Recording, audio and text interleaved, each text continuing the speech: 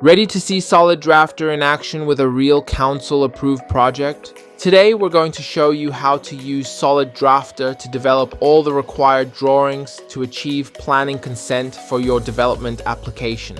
This project is a rear veranda extension that was successfully approved by the City of Norwood Payneham in Adelaide, South Australia. Hi, Matt here from SolidDrafter. Before we get started, I'd like to emphasize that while the SolidDrafter platform enables you to prepare drawings for your development application and council approvals, it is strictly a drafting platform. This means it does not, by default, provide engineering design services for your project. That's where SolidCore engineering comes in. For comprehensive engineering design, please contact our team at admin@solidcoreeng.com.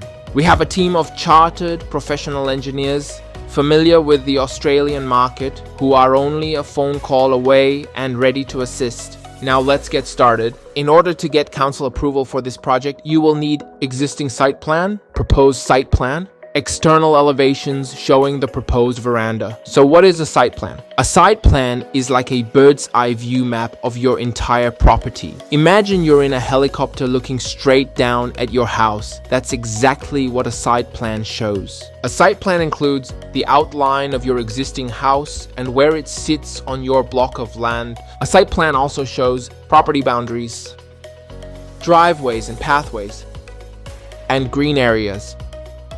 For this veranda project, the proposed site plan should show where the existing house sits and where the new veranda will be added. What is external elevation? An external elevation is like taking a photo of your house from the side, but drawn as a technical drawing. Instead of looking down from above, like a site plan, you're looking straight at the house from the side. Elevation drawing shows width and height of the proposed build, any windows or doors, roof height and roof angle. Before you start drafting, you'll need to take some measurements on site to create the existing site plan. Take a look at this hand sketch that we developed after we did site measurements. It shows the block size, carport, existing dwelling, green areas, pavers, concrete footpath, and site boundaries. You can download this site plan from the link in the description. Now let's create a new project.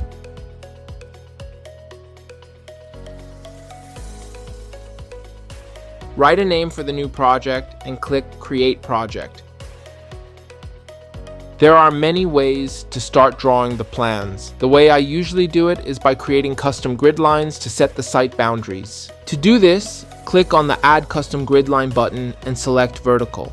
The first value for X is 0, and the next X value is 10,000 millimeters.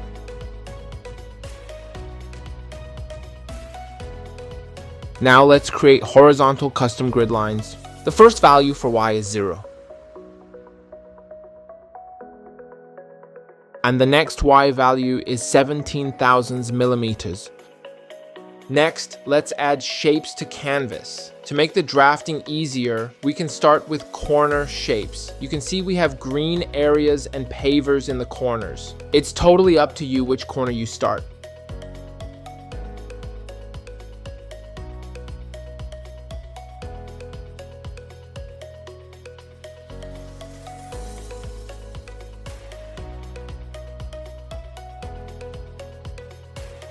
Let's start with the green area on the top left corner. The green area is a rectangle, so select Rectangle Shape tool. Make sure you activate the snap tool so that mouse cursor jumps to the closest corner. Click on the corner, then press Tab to provide the width and height manually.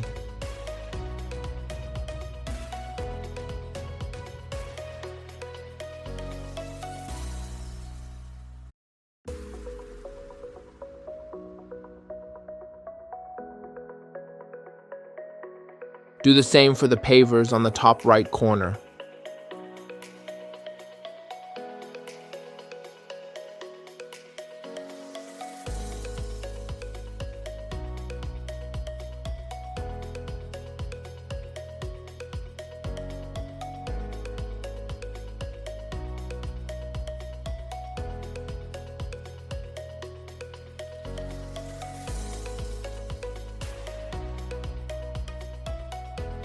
Now let's draw the existing carport. First, we'll create a vertical line to use as reference point later on. To do this, select Line Tool, activate the Ortho mode, and select the first point. During the process, you may accidentally select the existing shapes on canvas and highlight them. It's totally fine, and keep creating the line.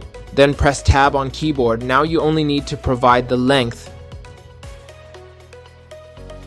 We'll use the new line as reference while drawing the polygon. Now to draw the existing carport, select the polygon tool and start from the top left corner. Make sure the snap tool and ortho mode are activated before drawing the polygon. After you selected the first point, simply press Tab on keyboard and provide measurements manually.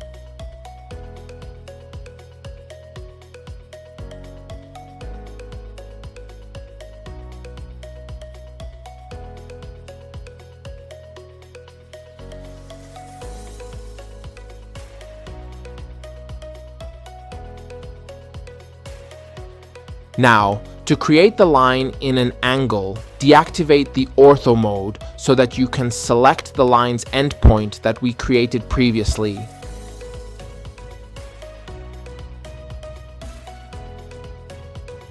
Then, reactivate the ortho mode and continue with drawing the polygon.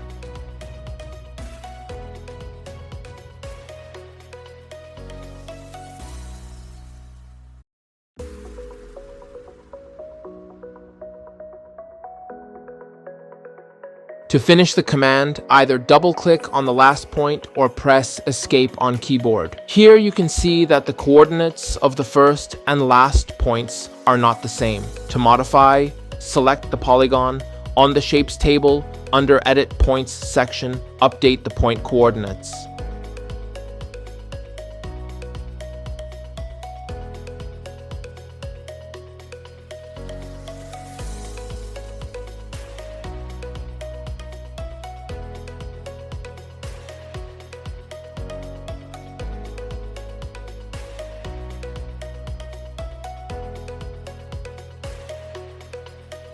Next, draw the green area shown in the bottom left corner.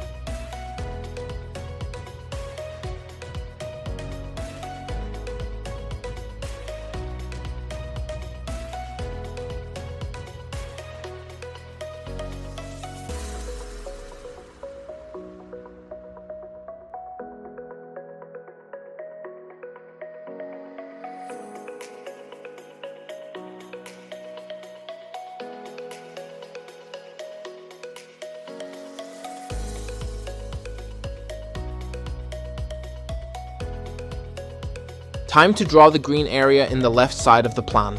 First, we'll need to create a reference line.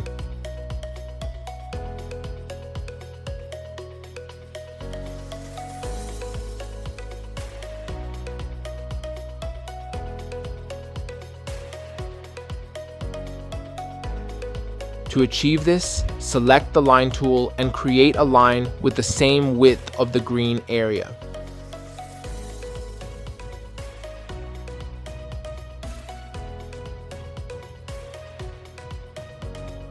Now move the line downward the same width of the concrete footpath. To move the line, first select it, then use the relevant section on the Shapes table to move it.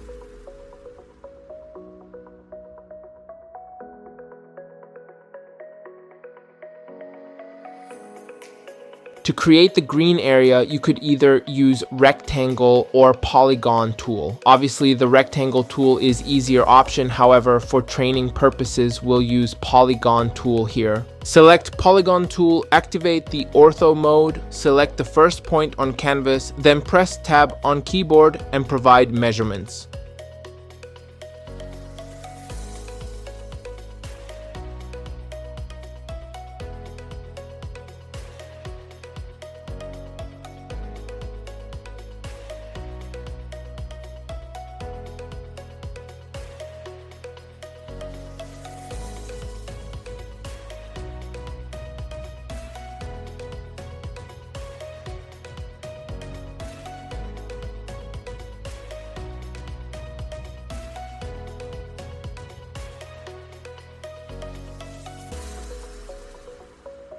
To end the polyline command, simply press Escape on keyboard.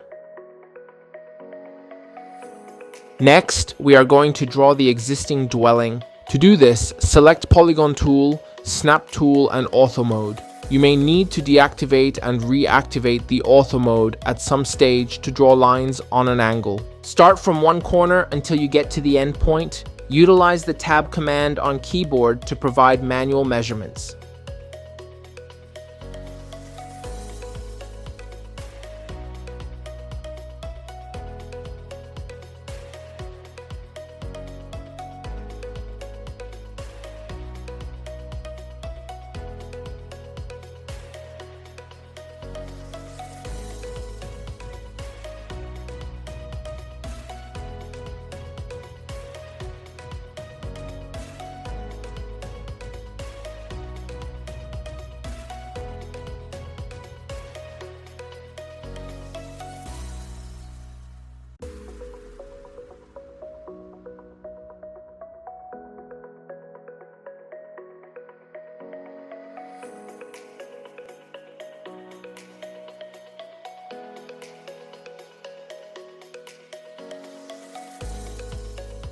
When you get to the end of the polygon, press Escape on keyboard to end the command and create the polygon. The last shapes we are going to draw is the footpath on the left and bottom of the plane. Select the Polygon tool and start from a corner until the shape is created. Now that the majority of the plan is complete, you only need to click on the corners of the existing shapes to draw the new shapes in between. Just make sure the Snap tool is activated.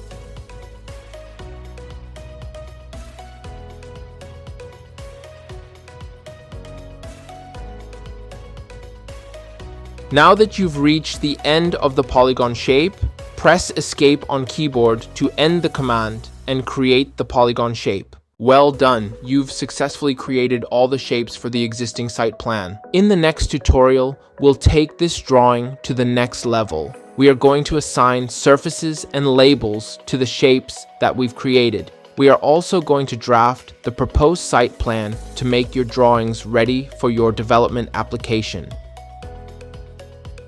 Ready to start creating council-ready plans for your next project? Visit soliddrafter.com.au to start your free trial today. Thanks for watching. With SolidDrafter, you're always drafting with confidence.